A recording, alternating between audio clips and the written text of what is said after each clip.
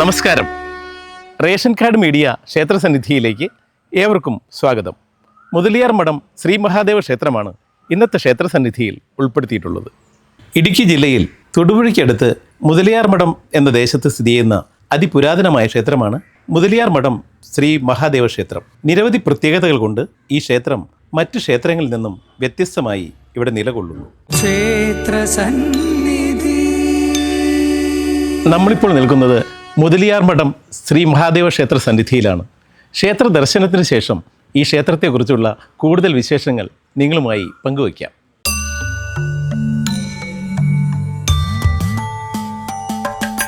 ക്ഷേത്രസന്നിധിയിലമരുന്ന ഭഗവാനും ഭഗവതിയും സദാസമയവും അനുഗ്രഹം ചൊരിയുന്ന സദാസമയവും അനുഗ്രഹം ചൊരിയുന്ന ക്ഷേത്രസന്നിധി. മുതലിയാർ മഠം ശ്രീ മഹാദേവ ക്ഷേത്രം. ഈ ക്ഷേത്രത്തിന് നൂറ്റാണ്ടുകളുടെ കാലപ്പഴക്കം കണക്കാക്കപ്പെടുന്നു. അതിമനോഹരമായ ഈ ക്ഷേത്രത്തിൻ്റെ ചുറ്റമ്പലത്തിനകത്ത് പ്രധാനമായും 3 ചതുര ശ്രീകോവിലുകളാണ് ഉള്ളത്. ഈ 3 ശ്രീകോവിലുകളുടെയും ദർശനം കിഴക്കോട്ടാണ്. ഈ 3 ശ്രീകോവിലുകളിൽ മധ്യഭാഗത്തുള്ള ശ്രീകോവിലിൽ രുദ്രനും ഈ രുദ്രസങ്കല്പത്തിലുള്ള മഹാദേവൻ്റെ വലതുവശത്തെ ശ്രീകോവിലിൽ ഒറ്റപീഠത്തിൽ ശ്രീ മഹാവിഷ്ണുവും ശ്രീകൃഷ്ണനും കുടികൊള്ളുന്നു. കൂടാതെ രുദ്രഭഗവാന്റെ ഇടതുഭാഗത്തുള്ള ശ്രീകോവിലിനകത്ത് പാർവതി സമേതനായ ശ്രീ മഹാദേവനും കുടികൊള്ളുന്നു.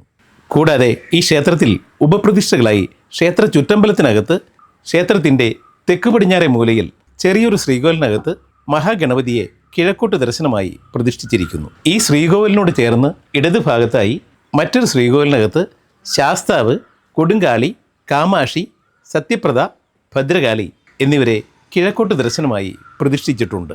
കൂടാതെ ക്ഷേത്ര ചുറ്റമ്പലത്തിനകത്ത് മഹാവിഷ്ണുവിൻ്റെ ശ്രീകോവിലിന് നേരഭിമുഖമായി യോഗീശ്വര സങ്കല്പവുമുണ്ട്.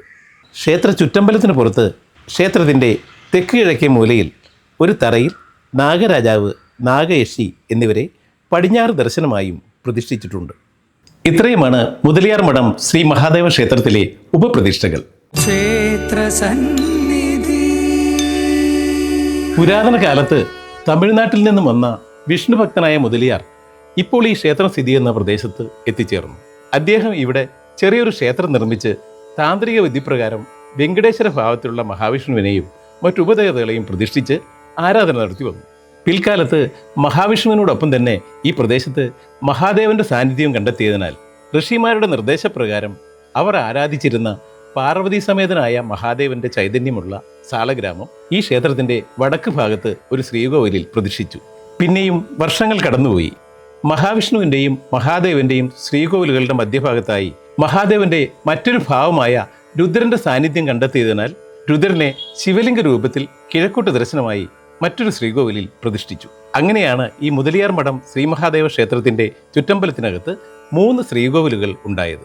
ഈ 3 ശ്രീകോവിലുകളിൽ വടക്ക് ഭാഗത്തുള്ള പാർവതി സമേതനായ മഹാദേവന്റെ സാളഗ്രാമത്തിന് 1500 വർഷത്തിലേറെ പഴക്കമുള്ളതായി കണക്കാക്കപ്പെടുന്നു. അതുമാത്രമല്ല, ഈ പ്രദേശത്ത് ആദ്യമായി ക്ഷേത്രം നിർമ്മിച്ച് ആരാധന നടത്തിയത് മുതലിയാർ ആയതിനാലാണ് ഈ പ്രദേശത്തിനും ഈ ക്ഷേത്രത്തിനും മുതലിയാർ മഠം എന്ന് പേര് വന്നത്. വിഷ്ണുഭക്തനായ മുതലിയാരെ ക്ഷേത്ര ചുറ്റമ്പലത്തിനകത്ത് മഹാവിഷ്ണുവിൻ്റെ ശ്രീകോവിലിന് നേർ അഭിമുഖമായി യോഗീശ്വരനായി സങ്കല്പിച്ച് ഇന്നും വിളക്ക് വെച്ച് ആരാധിച്ചു വരുന്നു.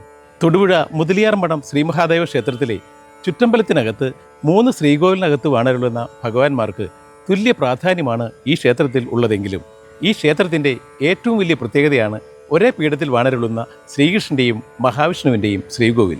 ഭാരതത്തിൽ തന്നെ വളരെ അപൂർവമായിട്ടുള്ള പ്രതിഷ്ഠയാണിത്. ഈ മഹാവിഷ്ണു ആവട്ടെ വെങ്കടേശ്വര ഭാവത്തിലാണ് ഈ ശ്രീകോവിലിനകത്ത് വാണരുളുന്നത് എന്നുള്ള പ്രത്യേകതയുമുണ്ട്. വെങ്കടേശ്വര ഭാവത്തിലുള്ള ഭഗവാനെ ദർശനം ചെയ്ത് പ്രാർത്ഥിച്ചാൽ ധനാഭിവൃദ്ധിയും സർവ്വ ഐശ്വര്യങ്ങളും ഉണ്ടാകുമെന്നുള്ളതിൽ സംശയമില്ല. കൂടാതെ ഈ മഹാവിഷ്ണുവിനോടൊപ്പം ശ്രീകൃഷ്ണനും ഒരേ പീഠത്തിൽ ഈ ശ്രീകോവിലിനകത്തുണ്ട്. ഭാഗവതത്തിലെ സന്താനഗോപാലൻ കഥയിലാണ് ശ്രീകൃഷ്ണനും മഹാവിഷ്ണുവും സംഗമിക്കുന്നത്. ആ കഥ നിങ്ങൾക്കറിവുള്ളതാണല്ലോ.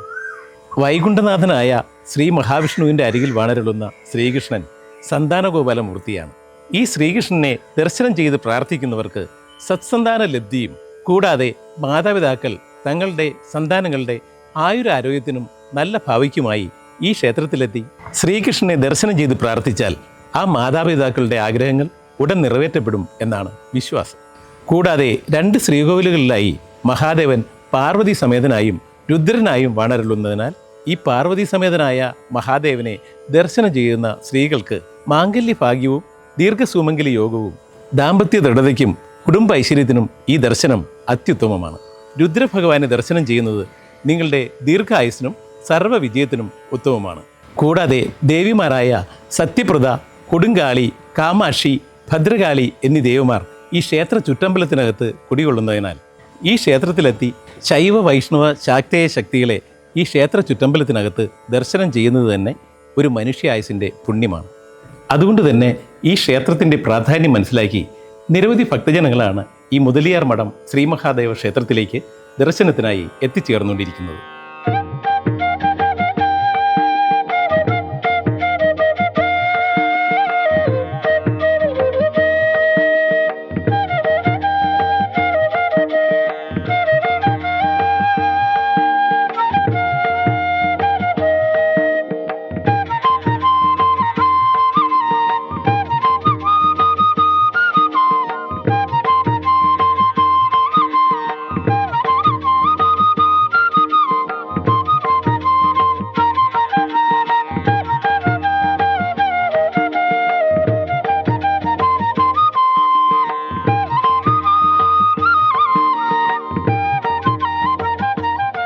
ഈ മുതലിയാർമഠ മഹാദേവ ക്ഷേത്രത്തിൽ ഏറ്റവും പ്രധാനം എന്ന് പറയുന്നത് തിരുവോണം നാളിൽ മഹാവിഷ്ണുവിനുള്ള പൂജയാണ്. അപ്പോൾ ഭഗവാന് തിരുവോണം നാളിൽ അവില്, പഴം, ശർക്കര ഇതൊരു തൂശനയിലയിൽ വെച്ച് ഭഗവാന്റെ നടയിൽ സമർപ്പിച്ച് മഹാവിഷ്ണുവിന് തിരുവോണം പൂജ, അതാണ് ഏറ്റവും വിശേഷപ്പെട്ടത്. സന്താനങ്ങളുടെ അഭിവൃദ്ധിക്ക്, അതുപോലെ സന്താനങ്ങൾ ഇല്ലാത്തവർക്ക് സന്താന ദുഃഖം പരിഹരിക്കുന്നതിന്, ഈ 2 ആവശ്യത്തിനു വേണ്ടിയാണ് നമ്മൾ ഈ വഴിപാട് കഴിക്കുന്നത്. അതേപോലെ ഈ ക്ഷേത്രത്തിലെ മറ്റൊരു വഴിപാട് രുദ്രന് മഹാരുദ്രാഭിഷേകം. കർമ്മതടസ്സം ഉള്ളവർക്ക് അത് മാറാൻ വേണ്ടിയിട്ട് മഹാരുദ്രാഭിഷേകം 11 ദ്രവ്യങ്ങളെ കൊണ്ട് രുദ്രഭഗവാന് അഭിഷേകം, ഇതാണ് മഹാരുദ്രാഭിഷേകം. അതുപോലെ മഹാദേവന് 2 പ്രദോഷത്തിന് വിശേഷപ്പെട്ട പൂജകളും 108 കുടം ധാരയും. ഗൃഹത്തിൽ സമാധാനത്തിനും ഐശ്വര്യത്തിനും സർവമംഗളങ്ങൾക്കും വേണ്ടിയിട്ടാണ് 108 കുടം ധാര ഭഗവാന് ചെയ്യുന്നത്. ഇതിലൂടെ നമ്മൾക്ക് മനഃശാന്തി ഉണ്ടാവും എന്നാണ് ഈ ക്ഷേത്രത്തിലെ ഒരു വിശ്വാസം. കർക്കിടക വാവിന് പിതൃക്കൾക്ക് മുക്തിക്ക് വേണ്ടിയിട്ട് ബലിതർപ്പണമുണ്ട് ഇവിടെ ഈ കടവിൽ. അതുപോലെ ശിവരാത്രിക്കും ഉണ്ട്, ശിവരാത്രി കഴിഞ്ഞിട്ടുള്ള വാവിനും പിതൃക്കൾക്ക് മുക്തിക്ക് ബലിതർപ്പണമുള്ള ക്ഷേത്രമാണ് മുതലിയാർമഠം മഹാദേവ ക്ഷേത്രം. അതിലെല്ലാം വിശേഷമായിട്ട് ഈ ക്ഷേത്രത്തിലൊരു പ്രധാനപ്പെട്ട വഴിപാട്, എല്ലാ രോഹിണി നാളിലും ഈ ശ്രീകൃഷ്ണസ്വാമിക്ക് വെണ്ണയും കദളിപ്പഴവും, അത് സന്താനങ്ങളുടെ അഭിവൃദ്ധിക്ക് വേണ്ടി തന്നെ ചെയ്യുന്നൊരു വഴിപാടാണ്. അതുപോലെ മഹാവിഷ്ണുവിന് നെയ്വിളക്ക് സമർപ്പിക്കാം, എല്ലാ വ്യാഴാഴ്ചയും ഉണ്ട്. അതുപോലെ എല്ലാ ദിവസങ്ങളിലും മഹാവിഷ്ണുവിന് നെയ്വിളക്ക് സമർപ്പിക്കാം ഈ ക്ഷേത്രത്തിൽ. നമ്മളുടെ അജ്ഞതകൾ മാറി നമ്മൾക്ക് ജീവിതത്തിൽ പ്രകാശം ഉണ്ടാവുന്നതിന് വേണ്ടിയിട്ടാണ് നെയ്വിളക്ക് സമർപ്പിക്കുന്നത്. അതുപോലെ ഈ ക്ഷേത്രത്തിൽ വഴിപാട് കഴിക്കുമ്പോൾ 3 ദേവതകൾക്കും തുല്യ പ്രാധാന്യത്തോടു കൂടിയാണ് വഴിപാട് ചെയ്യേണ്ടത്. മുതലിയാർ മഠം ശ്രീ മഹാദേവ ക്ഷേത്രത്തിൽ എല്ലാ മാസത്തിലെയും തിരുവോണ നാളിൽ മഹാവിഷ്ണു പൂജയും എല്ലാ മാസത്തിലെയും ആയില്യം നാളിൽ സർപ്പപൂജയും നടത്തി വരുന്നുണ്ട്.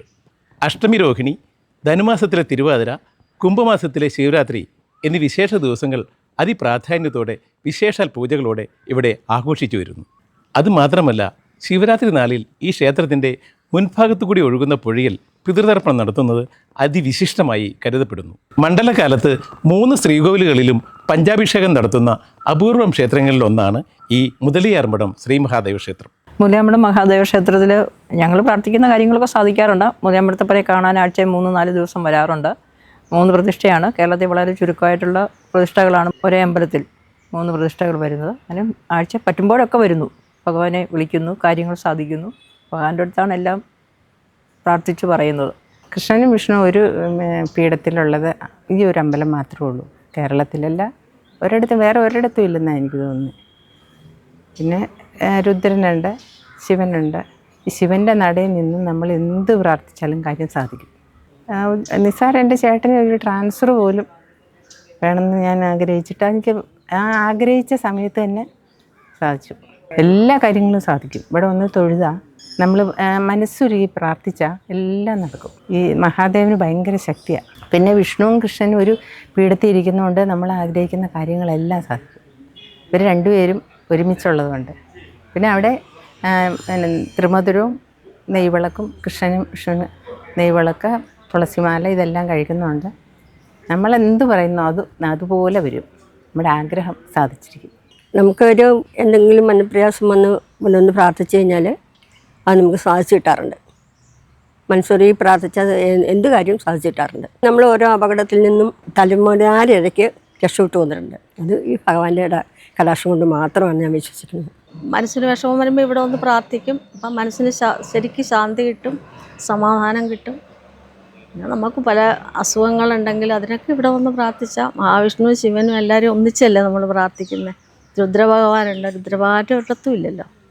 ഇങ്ങനെ എല്ലാവരും കൂടി ഇരിക്കുമ്പോൾ നമുക്ക് അവിടെ വന്ന് പ്രാർത്ഥിക്കുമ്പോൾ അതിൻ്റേതായ ഇത് കിട്ടും, മനസ്സുഖം കിട്ടും. അത്രയേ ഉള്ളൂ. എന്ത് മനസ്സിന് വിഷമം വന്നാലും ഇവിടെ ഒന്ന് പ്രാർത്ഥിച്ചു കഴിഞ്ഞാൽ സാധിക്കും. മുതലിയാർ മഠം ശ്രീ മഹാദേവ ക്ഷേത്രത്തിലെ ഉത്സവം. ഈ ക്ഷേത്രത്തിലെ ഉത്സവം കുംഭമാസത്തിലെ ശിവരാത്രി മഹോത്സവമായിട്ടാണ് ഇവിടെ കൊണ്ടാടുന്നത്. ഈ ഉത്സവത്തിൽ പങ്കെടുക്കുന്നതിനായി നാടിൻ്റെ നാനാഭാഗങ്ങളിൽ നിന്നും നിരവധി ഭക്തജനങ്ങളാണ് ഈ ക്ഷേത്രത്തിൽ എത്തിച്ചേരുന്നത്. മുതലിയാർ മഠം മഹാദേവ ക്ഷേത്രത്തിലെ പ്രധാന ഉത്സവം എന്ന് പറയുന്നത് ശിവരാത്രിയാണ്. എല്ലാ വർഷവും ശിവരാത്രി നാളിലാണ് ആഘോഷിക്കുന്നത്. അത് രാവിലെ 4:30 മണിക്ക് നട തുറന്ന് പൂജാതി കാര്യങ്ങളെല്ലാം കഴിഞ്ഞ് ഗണപതി ഹോമം, അത് കഴിഞ്ഞ് 8 മണിക്ക് ശിവൻ്റെ ധാരയോടുകൂടിയാണ് പൂജകൾ നടന്നു പോകുന്നത്. ധാര കഴിഞ്ഞതിന് ശേഷമാണ് എഴുന്നള്ളത്ത് കാര്യങ്ങൾ നടക്കുന്നത്. അപ്പോൾ ധാര കഴിഞ്ഞ് മറ്റുള്ള നടയിലെ പൂജകളൊക്കെ കഴിഞ്ഞ് ആ സമയം ക്ഷേത്രത്തിൽ നിന്ന് തിടമ്പും എഴുന്നള്ളിച്ച് ആന ഇവിടുന്ന് തൊടുപുഴ ശ്രീകൃഷ്ണ സ്വാമി ക്ഷേത്രത്തിലേക്ക് പോകും. അവിടുന്ന് ഏതാണ്ട് 9 മണിയോടുകൂടി എഴുന്നള്ളിപ്പിൽ ക്ഷേത്രം മഹാദേവനെ എഴുന്നള്ളിച്ച്, ആനപ്പുറത്ത് മഹാദേവനെ എഴുന്നള്ളിച്ച് ആട്ടക്കാവടിയും മേളത്തോടുകൂടി അവിടുന്ന് തിരിച്ചു വരികയാണ് പതിവ്. സാധാരണ എല്ലാ വർഷവും ഇവിടെ വരുമ്പോൾ ഒരു 11 മണിയാവും. ആ 11 മണിക്ക് ഇവിടെ വന്ന് ഇവിടുത്തെ എഴുന്നള്ളിപ്പ് കഴിഞ്ഞതിന് ശേഷം ശിവങ്കൽ വീണ്ടും ധാര നടക്കുകയാണ്. അതോടുകൂടി ഉച്ചവരെയുള്ള പൂജകൾ അങ്ങനെ തീരും. അത് കഴിഞ്ഞ് വൈകിട്ട് സാധാരണയുള്ള സ്പെഷ്യൽ ദീപാരാധന വൈകിട്ട് 6:30 മണിക്കുണ്ടാവും. 6:30 മണിക്ക് ദീപാരാധനയ്ക്ക് ശേഷം സ്റ്റേജ് പ്രോഗ്രാം അതെല്ലാം നടന്ന് പ്രഭാഷണം മറ്റുള്ള പ്രോഗ്രാമൊക്കെ നടന്നതിന് ശേഷം രാത്രി 12:30 മണിക്ക് ശിവരാത്രി വിളക്കിന് എഴുന്നള്ളിപ്പ് നടക്കുകയാണ്.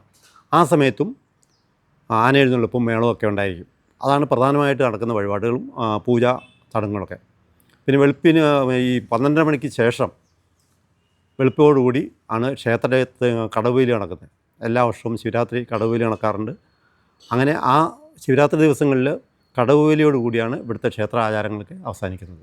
ക്ഷേത്രത്തിൽ ശിവരാത്രി ദിവസം നടക്കുന്ന വാവുവേലിക്ക് നാനാഭാഗങ്ങളിൽ നിന്നുള്ള ആൾക്കാർ വന്നു ചേരാറുണ്ട് ബലിയിടാനായിട്ട്. അതുകൂടാതെ കൂടുതൽ ആൾക്കാരും വരുന്നത് കർക്കിടക വാവുവേലിക്കാണ്. അന്ന് വളരെയധികം ആൾക്കാർ ക്ഷേത്രത്തിൽ ബലിയിടാൻ വരാറുണ്ട്. അന്ന് പ്രത്യേക പൂജകളും നടക്കുന്നുണ്ട്. മുതലിയാർ മഠം ശ്രീ മഹാദേവ ക്ഷേത്രത്തിലെത്തി ശൈവ വൈഷ്ണവ ശാക്തേയ ശക്തികളുടെയും മറ്റു ഉപദേവതകളുടെയും സർവാനുഗ്രഹങ്ങളും വാങ്ങി ക്ഷേത്രസന്നിധി ഈ പുണ്യഭൂമിയിൽ നിന്നും വീണ്ടും ജൈത്രയാത്ര തുടരുന്നു. റേഷൻ കാർഡ് മീഡിയ ക്ഷേത്രസന്നിധിയുടെ പുതുമയുള്ള ക്ഷേത്രവിശേഷങ്ങളുമായി അടുത്ത ആഴ്ച വീണ്ടും കാണാം. നന്ദി, നമസ്കാരം.